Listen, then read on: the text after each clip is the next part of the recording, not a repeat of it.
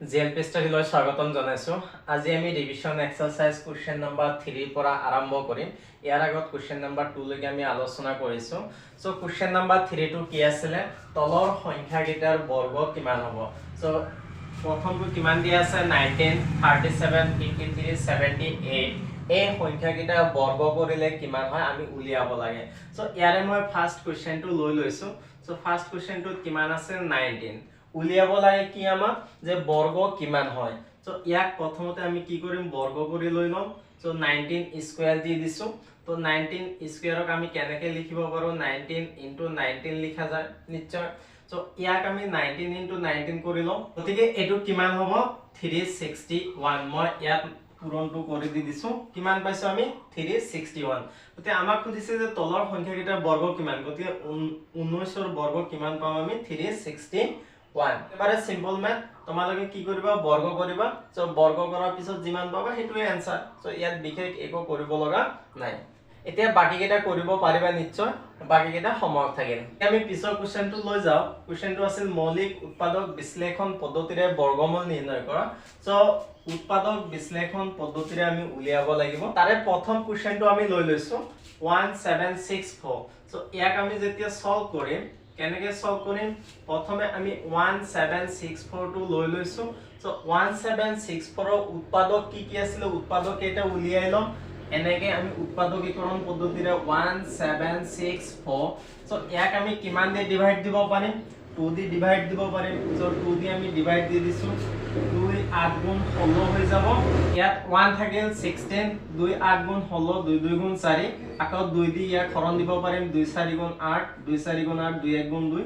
আকৌ এটো কিমান দি হৰণ যাব? 3 দি যাব চাগে। সো এটো হৈ যাব 3 1 গুণ 3। ইয়াত থাকিল কিমান? 1 2 14 হৈ গল। তেতিয়া হলে 3 4 গুণ 12, 2 থাকিল 3 7 গুণ 21। আকৌ 3 দি যাব। সো 3 4 গুণ 12। ইয়াত কিমান থাকিল? 2 থাকিল 27, 3 9 গুণ 27। তে 7 7 গুণ 49। সো উৎপাদক কেইটা আমি কি কি পাইছো? 2 2 3 3 7 7।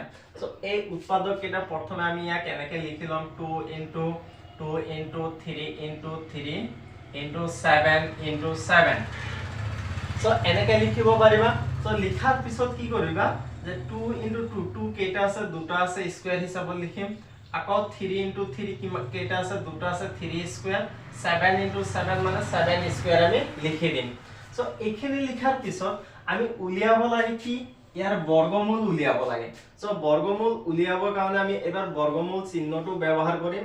1764 এইখিনি লিখাৰ পিছত এতিয়া যি উৎপাদকখিনি পাইছিলা 1764 ৰ ইয়াত আমি এই ৰুট অভাৰ চিহ্নৰ ভিতৰত এনেকৈ লিখি দিম। 2 স্কয়াৰ * 3 স্কয়াৰ * 7 স্কয়াৰ। ক্লিয়াৰ হৈছে? আমি ইয়াত একোৱে কৰা নাই। 1764 ৰ যেটো উৎপাদক পাইছো সেইখিনি আমি ৰুট অভাৰ চিহ্নৰ ভিতৰত বহাই দিছো। এবাৰ দিয়াৰ পিছত আমি যদি চাও যে এই 2 ৰ square root 3 square root 7 square আৰু ৰুট এবিলে ক্যান্সেল যাব। তেতিয়া হলে বাহিৰত কি কি ওলাই আহিব? 2 * 3 * 7।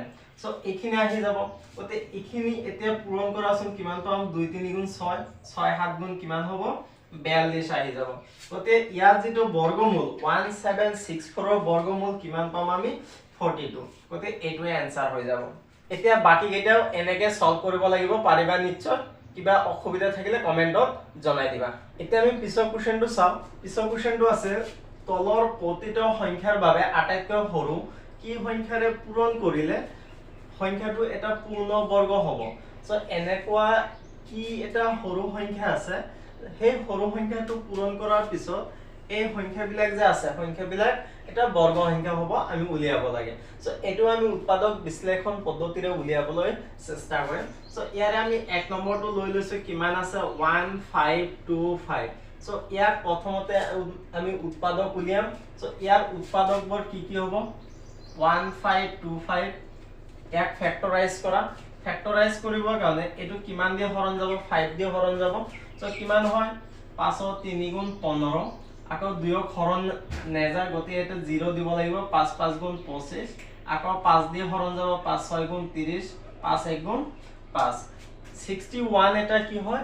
মৌলিক সংখ্যা হয় গতিকে ইয়াক আৰু হৰণ নাযাব গতিকে 1525 ৰ উৎপাদকবোৰ আমি কি পাইছো 5 into 5 into 61 so এটো কিমান লিখিব পাৰি আমি 5 into 5 মানে 5 square into 61 so বৰ্গ সংখ্যা এটা হ'বলৈ হলে যিমান উৎপাদক পাবা সেই উৎপাদকবোৰ যদি আমি বৰ্গ হিচাপত ল'ব লাগিব সো এটো যেনেকৈ 5 স্কয়াৰ হিচাপত লৈছো 61 স্কয়াৰ হ'ব লাগিছিল কিন্তু 61 আৰু এটা ইয়াত ইনটু কৰিব লাগিব পূৰণ দিব লাগিব যেহেতু এটা আছে গতিকে দেখা গল যে 61 তুমি যদি এটা পূৰণ কৰি দিয়া যে 61 এটা পূৰণ কৰি দিলে এই সংখ্যাটো কি হ'ব পূৰ্ণ বৰ্গ সংখ্যা হ'ব গতিকে ডাইৰেক্ট এনেকৈ আমি লিখি দিছো যে পূৰণ কৰিব লগা সংখ্যাটো পূৰণ কৰিবলগীয়া সংখ্যাটো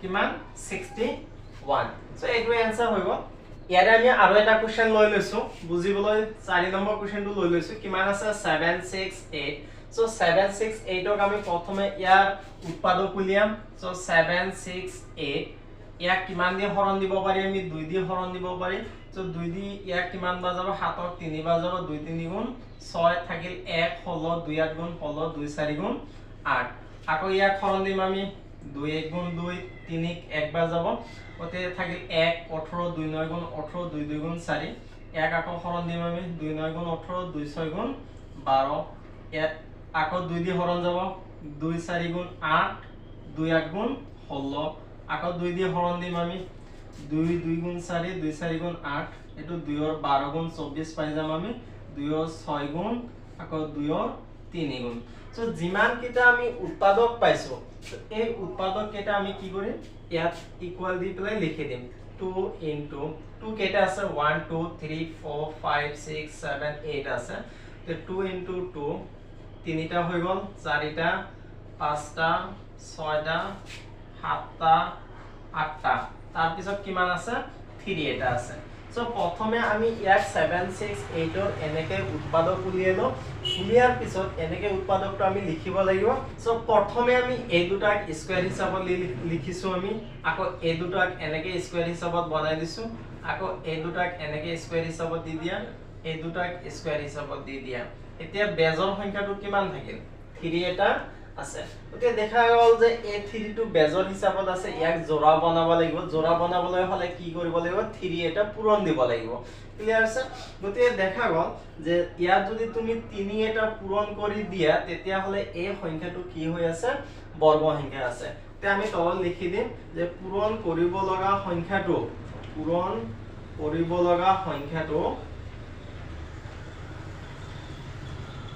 কিমান 3 সংখ্যাটো 3 এতিয়া ইয়াৰে আৰু এটা কোশ্চেন আমি লৈ লৈছো যেটো কোশ্চেন নাম্বাৰ 3 ত আছে 2645 সো 2645 ক ইয়াৰ আমি উৎপাদকটো উলিয়াই লম সো 2645 ক এটো যেটো হওয়াতে 5 আছে গতে এটো 5 দিয়ে হৰণ কৰিব পাৰিম আমি সো প্ৰথমে আমি 5 দিয়ে হৰণ দি দিছো এটো কিমান বাৰ গৈছে 5 to 9 মানে 529 বাৰ গৈছে আকৌ 529 ক ইয়াক আমি 23 দিয়ে হৰণ দিব পাৰিম গতে 23 দিয়ে হৰণ দিলে কিমান বাৰ যাব 23 বাৰ যাব ঠিক আছে মই ইয়াত দেখাই দিছো 23 আৰু 23 পূৰণ কৰিলে কিমান হয় 529 হৈ যায় তে ইয়াৰ উৎপাদকবোৰ কিমান পাইছো যে 5 into 23 into 23 গতে ইয়াক আমি এনেকে লিখি দিও 5 পূৰণ গতিকে 23 দুটা আছে আমি কি কৰিছো 23 স্কয়াৰ হিচাপত লিখি দিছো আছে 23 স্কয়াৰ হৈ গল সো ইয়াত দেখা গল কি বেজৰ কি হৈ আছে 5 টো বেজৰ হৈ আছে গতে এই সম্পূৰ্ণ সংখ্যাটো 5 ৰে হৰণ দিব লাগিব তেতিয়া হলে এই সংখ্যাটো কি হ'ব পূৰ্ণ বৰ্গ সংখ্যা হ'ব সো আমি এনেকে লিখি দিছো 2645 সংখ্যাটোক আমি 5 এ দি কি দিছো হৰণ দি দিছো তেতিয়া হলে যেটো উৎপাদক আছে উৎপাদকখিনিক আমি 5 দি হৰণ দি দিছো এনেকে গতে হৰণ দিলে এনেকা পাই যাম আমি তে 5 দি যেতিয়া ইয়াক কাটি দিবা কাটিলে কিমান পাব 529 পাই যাবা গতে ইয়াৰ পৰা 5 5 কাটি যাব গতে বৰ্গ সংখ্যাটো কিমান হ'ব 5 to 9 আহিব আৰু এটো কিমান থাকিব 23 স্কয়াৰ গতে দেখা গল যে হৰণ কৰিব লগিয়া সংখ্যাটো কিমান হৈ আছে 5 হৈ আছে গতে আমি ইয়াত লিখি দিও যে হৰণ কৰিবলগীয়া সংখ্যাটো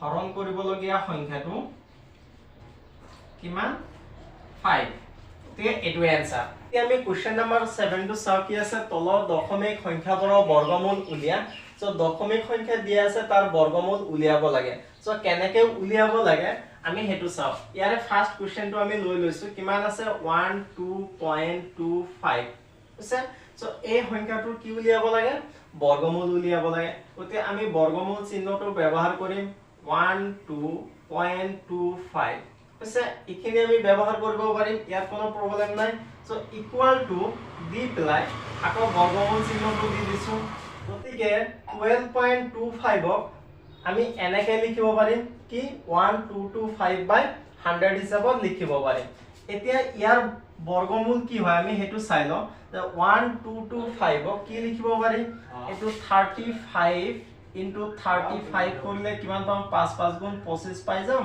এটো 3 4 গুণ 12 হৈ যাব আছে গতে 35 স্কয়ার পাই যাম তে 35 স্কয়ার আকৌ 100 মানে কি লিখিব পাৰিম 10 স্কয়াৰ গতে দেখা গল এটো আমি এনেকে লিখিব পাৰি 35/10 দুয়োটা মিলাই প্লাই স্কয়াৰ দি দিছো ক্লিয়াৰ আছে তো যেহেতু এটোৰ ওপৰতে স্কয়াৰ আছে এটোৰ ওপৰতে স্কয়াৰ আছে গতে দুয়োটা মিলাই স্কয়াৰ দিয়া হল এবাৰ স্কয়াৰ ৰুট ক্যান্সেল গল কিমান থাকিল আমাৰ 35/10 থাকিল এবাৰ 10 দি ইয়াৰ ডিভাইড দি দিয়া ডিভাইড দিলে এটো আমি কিমান পামগে 3.15 গতে যেহেতু এটা অংক আছে এটা অংক থকাৰ কাৰণে হহাতৰ পৰা এনেকে বাওফালে আহিব লাগিব দশমিকটো লৈ গতে এটা অংক পিছত দশমিক আহিব গতে ইয়াৰ বৰ্গমূলটো আমি কিমান পাই যাম 3.5 আৰু এটা কোশ্চেন আমি লৈ লৈছো কোশ্চেন নাম্বাৰ 3 টো কিমান আছে 146.41 সো 146.41 ইয়াৰ আমি বৰ্গমূল উলিয়াব লাগে সো বৰ্গমূল উলিয়াবৰ কাৰণে বৰ্গমূল চিহ্নটো আমি ব্যৱহাৰ কৰিম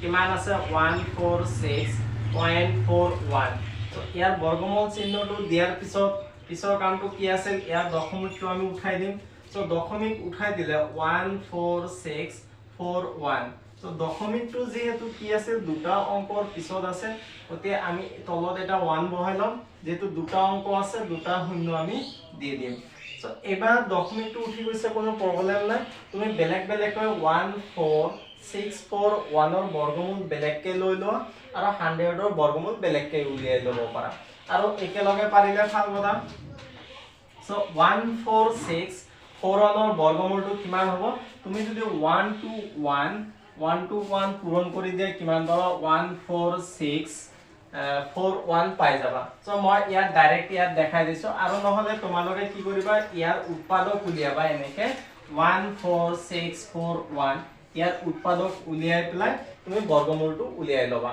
ক্লিয়াৰ আছে গতে 14641 ৰ বৰ্গমূলটো আমি কিমান পাম 1 to 1 পাই যাম আৰু 100 ৰ বৰ্গমূলটো কিমান হৈ যাব 10 হৈ যাব গতিকে এটো এনেকে লিখিব পাৰে 1 to 1 into 1 to 1 by 10 into 10 clear আছে সো এখিনি লিখাৰ পিছত আমি ইয়াক এনেকে দি দিছো 1 to 1 by 10 যেহেতু দুটা আছে দুটা মিলি আমি স্কয়াৰ দি দিছো এবাৰ স্কয়াৰ ৰুট ক্যান্সেল যাব কিমান থাকি গল 1 to 1 by 10 আহি যাব তো এবাৰ 10 দি ডিভাইড দিলে কিমান পাই যাম আমি এটো 12.1 পাই যাম যেহেতু এটা শূন্য আছে গতে এটা অংক হোফালৰ পৰা এটা অংক বাওফালে আহি যাব দশমিকটো গতে ইয়াৰ বৰ্গমূলটো আমি কিমান পাই গৈছো 12.1 সো এনেকে বাকি কেটা কৰিবা হোমৱৰ্ক থাকে কি আমি পিছৰ কোশ্চেনটো লৈ যাও কোশ্চেনটো কি আছে যে তলৰ কোনটো অযুগ্ম সংখ্যাৰ বৰ্গ অপচন কেটে দিয়া আছে 256 169 546 754 এটা কোশ্চেনটো উলিয়াব লাগে কি যে অযুগ্ম সংখ্যাৰ বৰ্গ কোনটা হয় সো আমি ইয়াত এটা কথা মনত ৰাখিব লাগিব যে অযুগ্ম সংখ্যা যিবিলাক আছে যেনেকে 5 আছে তে 5 স্কয়াৰ কৰিলে কিমান পাম 25 3 স্কয়াৰ কৰিলে কিমান হয় 9 হয় তাৰ মানে যিমান অযুগ্ম সংখ্যা আছে অযুগ্ম সংখ্যা বিলাক বৰ্গ কৰিলে কি পাব অযুগ্ম সংখ্যা আৰু যুগ্ম সংখ্যা বিলাকৰ বৰ্গ সদায় কি হয় যুগ্ম সংখ্যা হয় গতে ইয়াত আমি চাব লাগিব অযুগ্ম সংখ্যা কোনটা আছে 169 টো অযুগ্ম সংখ্যা আছে গতে এটো হ'ব অযুগ্ম সংখ্যাৰ বৰ্গ ক্লিয়াৰ আছে এতিয়া আমি পিছৰ এমসিকিউ টু চাও কি আছে তলৰ কোণটোৰ একক স্থানত 1 থাকিব সো ইয়াত কি কৰা আছে বৰ্গ দিয়া আছে বৰ্গ হিচাপত দিয়া আছে 19 square 34 square 18 square 20 square clear আছে তো এবিলাক বৰ্গ কৰাৰ পিছত একক স্থানত 1 কোনটাত আহিব সো ইয়াত যদি আমি প্ৰথমটো চাও 19 স্কয়াৰ তাৰ মানে ইয়াৰ একক স্থানত কিমান আছে 9 আছে তো 9 ৰ বৰ্গ কৰিলে আমি কিমান পাও 9 ৰ বৰ্গ কৰিলে 81 গতিকে দেখা গল যে একক স্থানত কি আহিব 1 আহিব গতিকে ইয়াৰে অপচন 1 টোৱে শুদ্ধ হ'ব তে আমি নেক্সট এমসিকিউ টু চাও কি আছিল 18 স্কয়াৰ আৰু 19 স্কয়াৰৰ মাজত কেইটা স্বাভাৱিক সংখ্যা আছে গতিকে এনেকা প্যাটাৰ্নৰ আমি যেতিয়া কনসেপ্ট আলোচনা কৰিছিলো কি কোৱা হৈছিল যে n স্কয়াৰ আৰু n প্লাস 1 স্কয়াৰৰ মাজত কিমানটা স্বাভাৱিক সংখ্যা থাকে আমি কি জানো 2n টা স্বাভাৱিক সংখ্যা থাকে গতে আমি এনেকা প্যাটাৰ্নত আছে না নাই চাই লও আমি 18 স্কয়াৰ মানে এটো আমি কৈ দিছো n স্কয়াৰ n মানে কিমান হৈ আছে 18 আৰু এটো 19 মানে কি লিখিব পাৰি n প্লাস 1 হবনে নাই 18 প্লাস 1 কিমান হয় 19 তাৰ মানে এনেকা প্যাটাৰ্নত আছে গতে কিমানটা স্বাভাৱিক সংখ্যা থাকিব 2n টা এতিয়া যদি সোৱা 2n n কিমান হৈ আছে তেতিয়া হলে n 18 হৈ আছে গতে 218 আছে যা কিমান হয় 2 গুণ 36 পাই যাবা তে কিমানটা স্বাভাৱিক সংখ্যা থাকিব 36 টা স্বাভাৱিক সংখ্যা ইয়া পিছৰ কোৱেশ্চনটো লৈ কোৱেশ্চনটো কি আছে তলৰ কোনটো বৰ্গ সংখ্যা নহয় কোনটা বৰ্গ সংখ্যা নহয় আমি চাব কাৰণে আমি জানিব লাগিব যে কোনো